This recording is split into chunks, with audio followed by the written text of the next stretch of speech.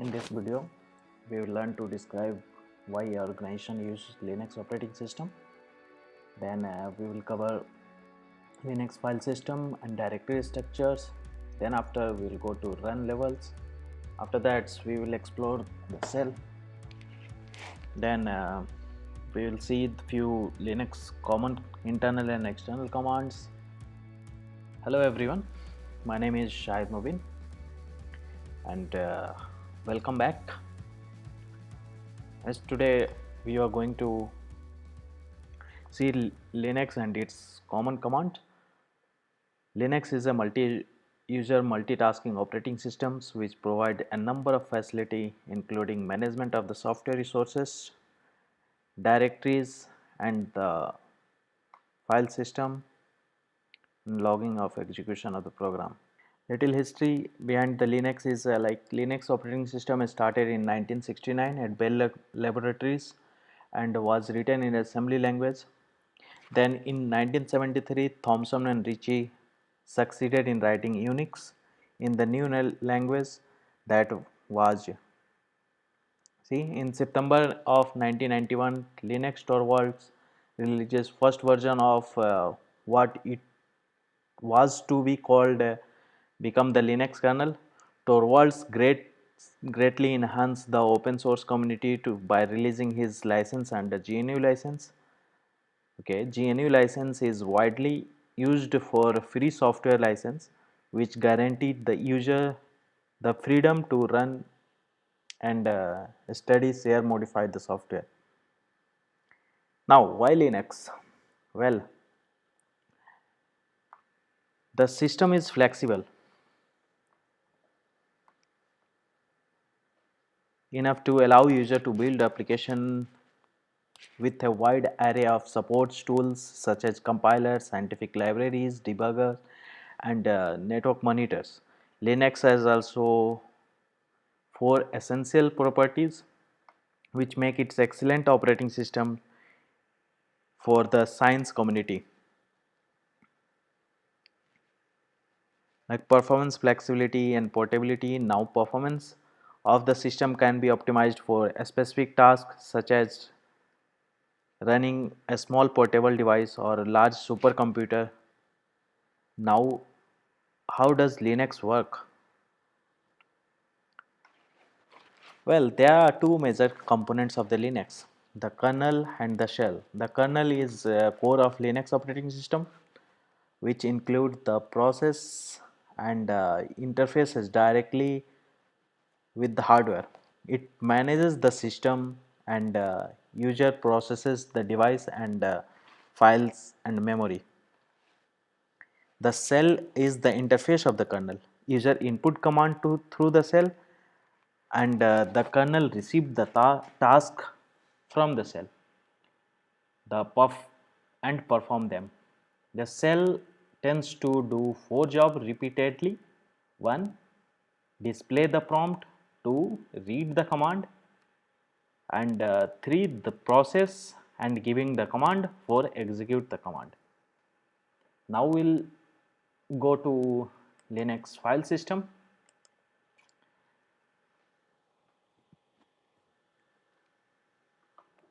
In this Linux file system, we'll discuss files and directories. Let's talk about first about the files and directories. Files being the basic unit of storage for data. This unit is basically pretty much stored in the physical media such as hard drive, a thumb drive or anything that is designed to store information. It's represented by a dash. I will show you now. After defining the directory, I will show you both compare and file permission. A directory on the other hand has a special type of file. A directory has information about other files. So it's not a container for the file and it's equivalent to the folder in Windows. In Linux, it is represented by letter D in the command line interface and let's see in the command lines. Let's go to my virtual machine.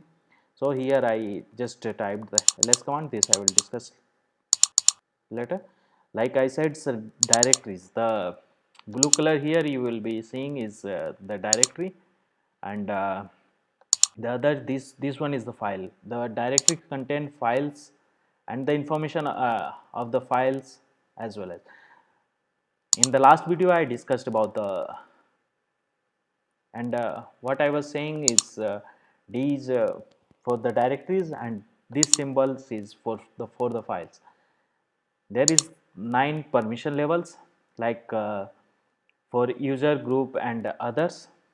This first will be the for users, this 3 will be for groups, and the other will be uh, other anyone from the world. This is user and this is owner of this directory or the file. Then time and others, it's on as. So let's continue to the directory structure. Like in Linux, the directory structures is a lot different than what we use to in Windows. Everything start with the slash, like here slash, and also called the root and everything else. It just could attach to the slash partition or the root partitions. The slash partitions, also called the root, is where every single file on the directory starts from. Only the root users has write privilege under this directory, and that's supposed to be like that for the security reason. The slash partition, it's not the same as the slash partition is not the same as this is not the same as slash. So the slash root is basically the home directory for the user root. We'll discuss home directories in a little bit. The slash bin contain the binary executables. Basically, common Linux commands are found here, and we have the list there. Like commands like ps, ls, ping, grep, cp, move as will have a list there. We'll discuss in a little bit about the basic about these commands. Now comes to sbin. It's contain executable binaries as well, but they are more related to system maintenance tasks like IP tables, reboot, fdisk, ifconfig, etc. Slash etc is where most of the time you will find configuration files for all the programs installed. If we have a Linux server and we install Apache on the server for the configuration of the specific specific service, you'll go to the etc, then action. You'll find all configuration files in these directories for every application. So now coming to slash var. Var, it's a partition, a specific partition designed to hold files that grow or changes constantly. It is referred as a viable file, and a perfect example for these are logs. They are usually found under var logs. So any of the application or the most application that you will find out there will create their logs on the var logs. Then coming to temp slash temp partition, it's contain temporary files. So anything that you store it under temp will get deleted when the system reboots. This is not meant to hold files like any other partition would. Anything that is stored in the temp, whenever the system reboot, will get removed. Slash home partition, it is home directory for all users. So whenever a user is created and it creates a home directory. You'll find it on the slash home. This is designed to store first personal file for each individual user, and these particular partitions, will only have privilege for these specific user. So let's say I created a user called Shahid, then the home directory for the user named be under slash home Shahid, and only Shahid will be able to edit or read past from this specific directory. Another important partition is slash boot partition. It contains boot loaded files. This partition is specifically used during the boot time.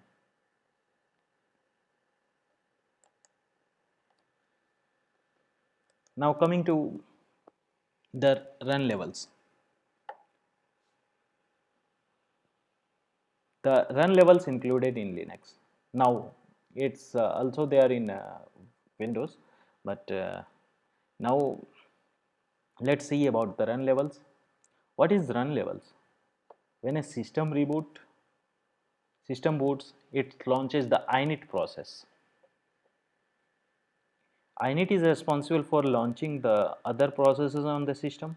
For example, when you start on your Linux computer, the kernel is start init, and the init executes the startup script to any sort of hardware. Bring up bring up the networking and start your graphical desktop. However, there isn't just one single start set of a startup script in init executes. There are multiple run levels which with their own startup scripts. For example, one run level may brings the networking and launches the graphical desktop, while another run levels will may leave and are not working, disabled, or escapes the graphical desktop. This means you can wrap from graphical desktop mode to the text console mode without networking with a single command, without manually starting or stopping the different services. So as you can see in these slides, the run levels are represented by some numbers where 0 will shut down the system, and all services. The run level 1 is the single user mode used for system maintenance with no networking capabilities. The run levels 5, 4, 3, 2 are basically the same. It provides the full multi-user mode with networking and graphical login. And run level 6 will reboot the system. So basically I am going to show here uh, how you can reboot your Linux system directly from the kernel.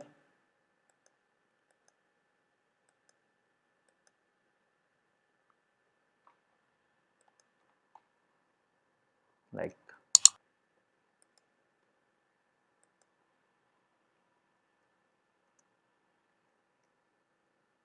it's directly rebooted the system. Great. Now let's continue. Now let's go to some shell. It's we will explore different type of shell in this. Common shell choices within Linux. Now here you are seeing different shell here, but what is the shell? Well, the shell is the program that takes command from the keyboard and gives them to operating system to perform. In old days, it was the only user interface on my level of Linux operating system, but nowadays we have graphical user interface like a degree addition to that command line interface such as a shell. We have here two shell, that is bash and sh.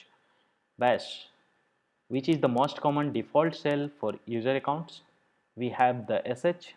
It is not often used in the Linux, but it's point out the bash shell or other shell as well. Part of that, we also include tsh and chs. This shell is based on the earlier C shell. It was fairly popular, but not major Linux distribution take it to default shell. Then we have the CSH. This is the original C shell, but it isn't used much in Linux. But if a user is familiar with CSH and TSH, take a good substitute. It's the basically used for program based on C language. Then we have Korn shell, that's also known as KSH. That was designed to take the best feature of the Bourne shell and the C shell and extend them. So it has a small but dedicated following among the Linux user.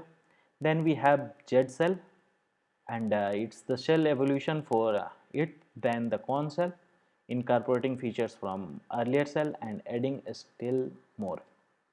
So nowadays most popular operating system are switching to ZSH. It may be the future. Now coming to the Linux basic commands, it's internal versus external commands.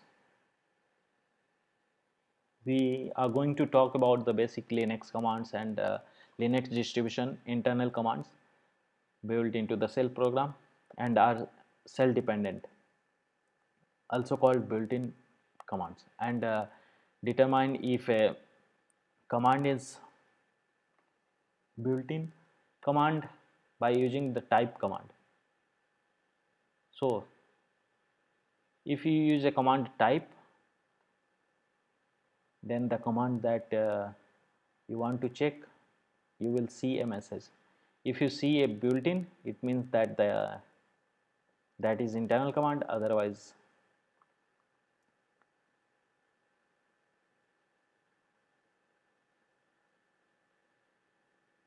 it will be the external command. So in conclusion,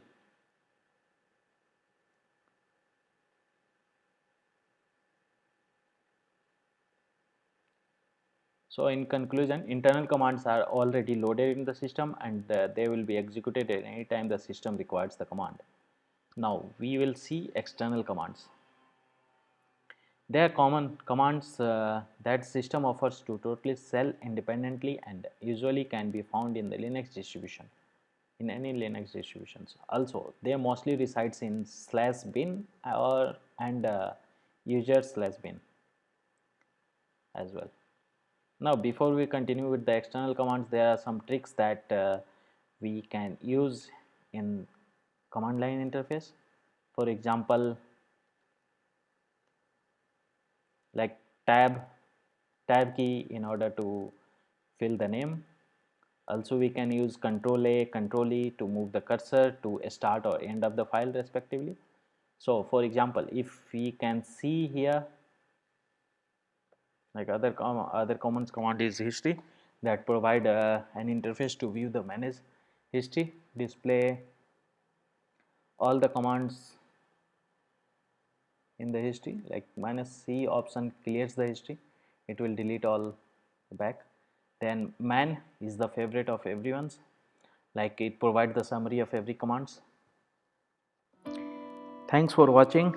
We'll continue with the Linux commands, the further list of Linux command in next video. So thanks a lot for watching.